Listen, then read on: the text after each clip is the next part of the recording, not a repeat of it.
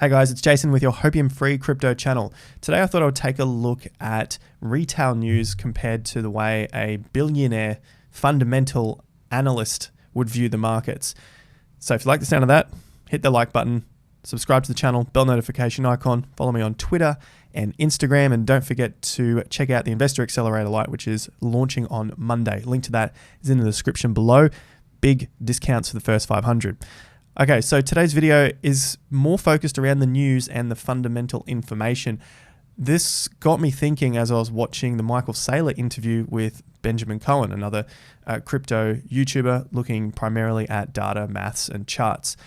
And so the interview came about looking at one viewpoint of the market and another viewpoint of the market. And there was a little bit of the two of them hitting heads a little bit. They didn't really sort of understand each other. But overall, I think the interview was pretty good and I got a lot from it. And so this is what brought up an idea to put together this video and just look at the past 3-4 months of what we've already come from in crypto. So the news primarily, and then of course what has happened on the chart and whether we can actually make money from that, or is it better to go with, say, like a fundamentalist approach, understand what it is that we're investing in and not worry about the news and just go hard at that investment until a major catalyst changes, which means we would have to change our position. So I'm going to start with, say, the big news, and I'm just using Cardano as an example here today. It tends to be one that gets a lot of news. We know Bitcoin gets a lot of news, Ethereum gets a lot of news, Cardano gets a lot of news.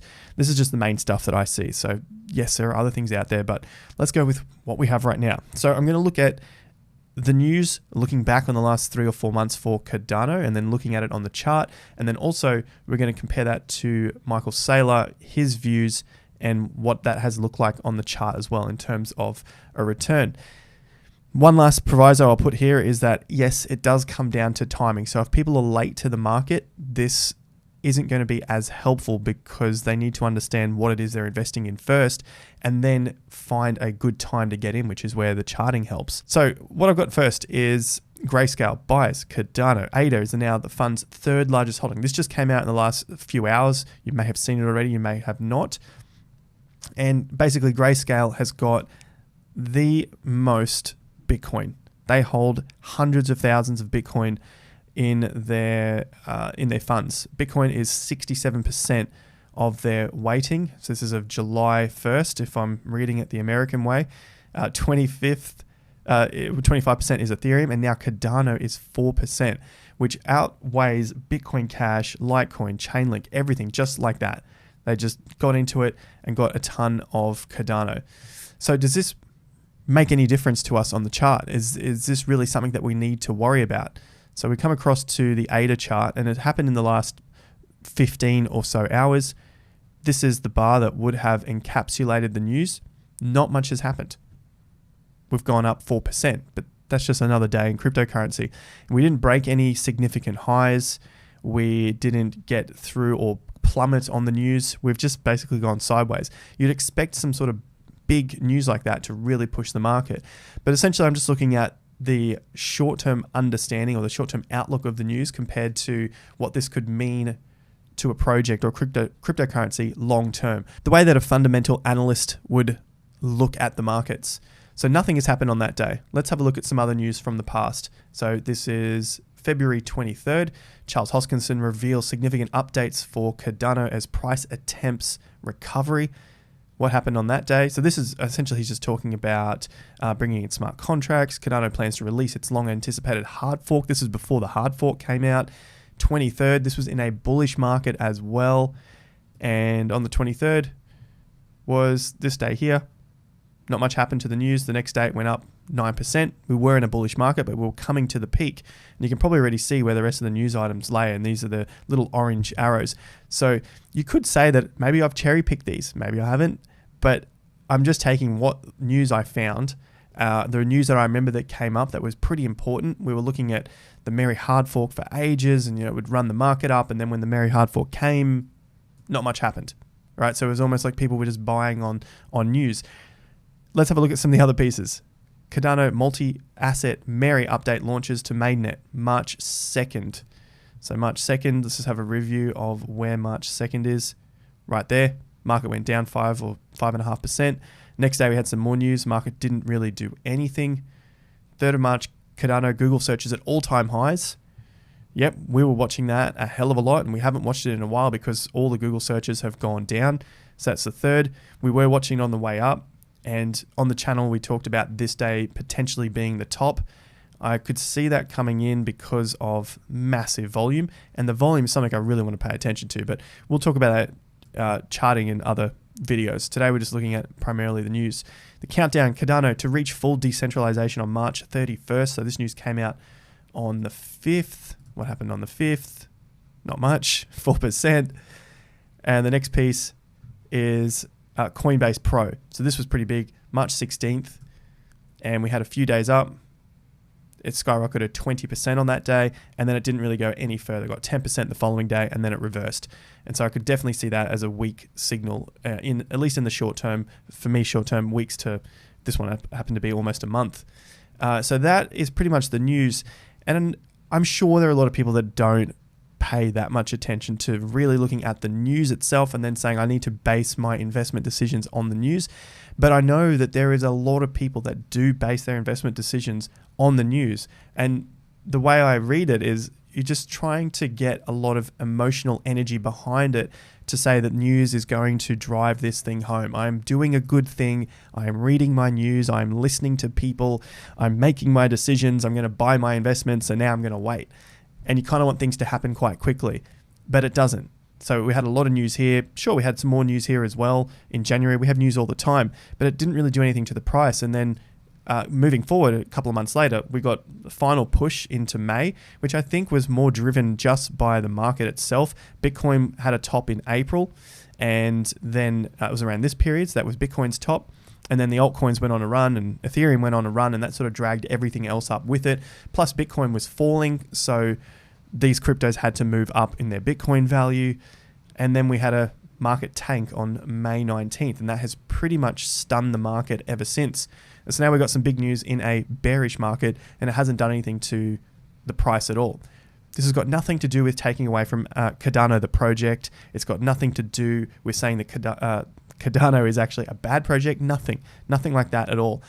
So what I want to look at next is Michael Saylor's idea about investing and what he looks at, say, long term. If we want to start switching our mindset from the sheep, the retail investors who are just running hot on one piece of news to the next piece of news and not being able to put all of this together. I want to understand how someone's mind works and what they are seeing and how they're piecing this together to get a big long-term picture. Not just like, hey, there's smart contracts, it's coming, it's going to be big, there's a hard fork coming, Charles Hoskinson's going on Joe Rogan. Like, this isn't news that really means anything long-term. If we can piece together what is happening in our investments and in the world long-term, that's going to give us more understanding and more solidity in our decisions, so that when we do see these corrections of 60+%, then we know, no, long term, nothing fundamentally has changed.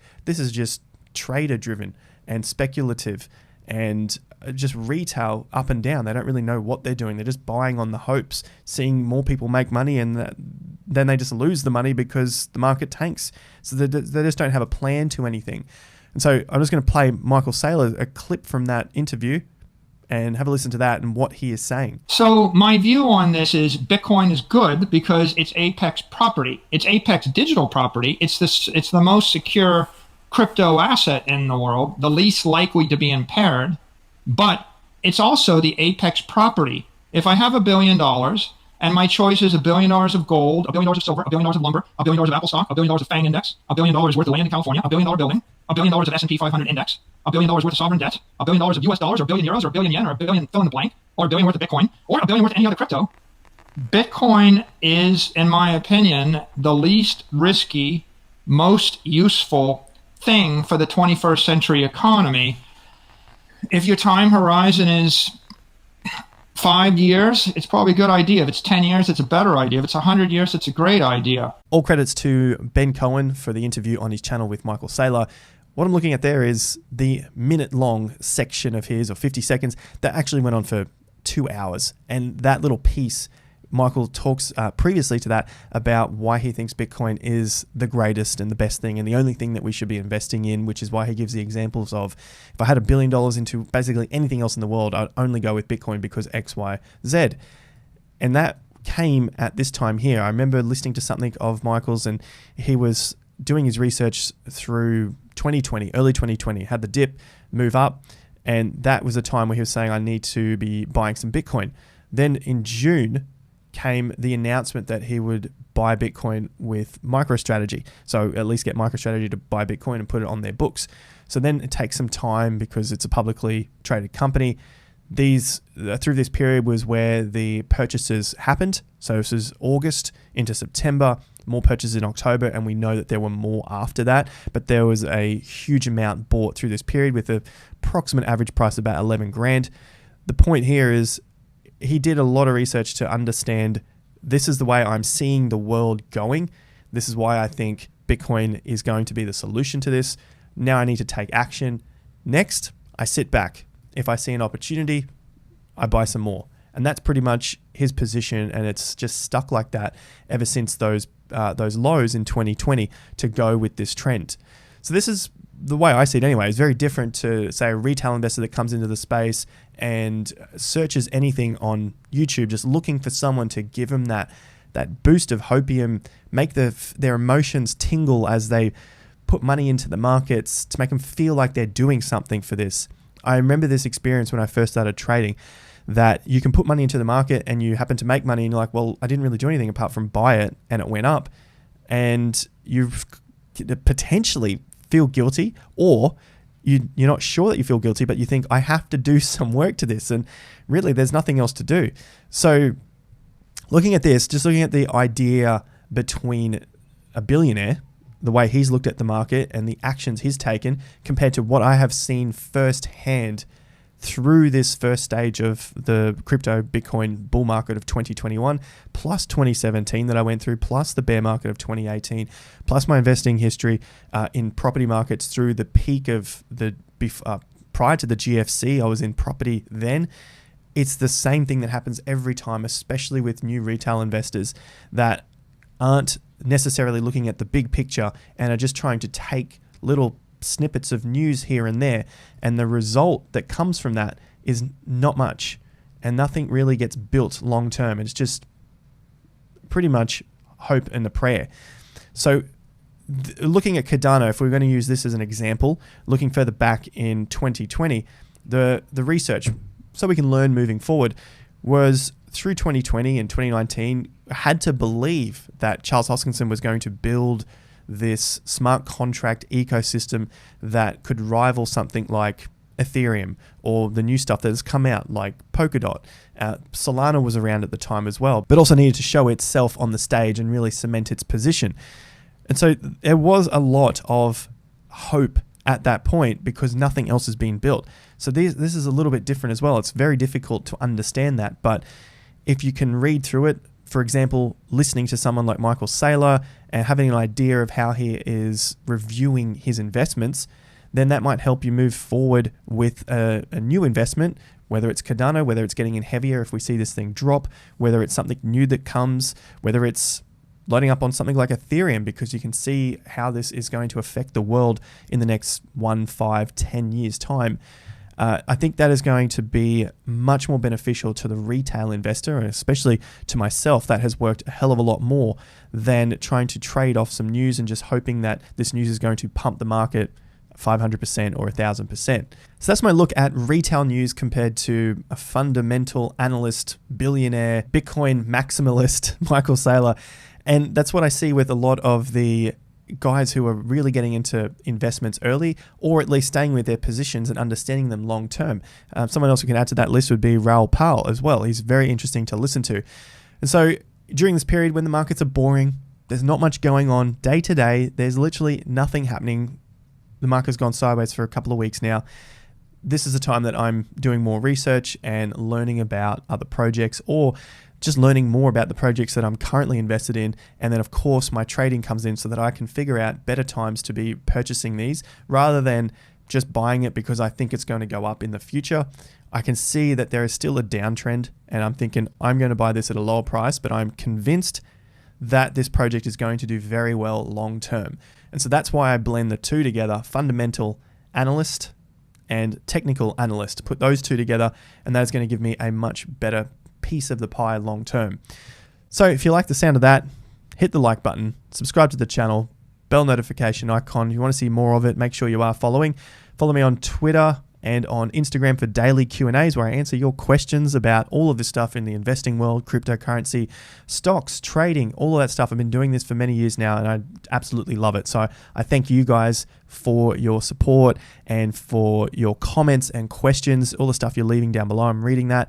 And then of course in Instagram as well. It's been great answering your questions, and Twitter. Look, I've got so much to thank you for, especially in these times when the markets are a little quieter. Join us over there. I'll see you at the next video or in the Investor Accelerator Lite, which is launching on Monday. You know what to do until then. Have more fun to get more done.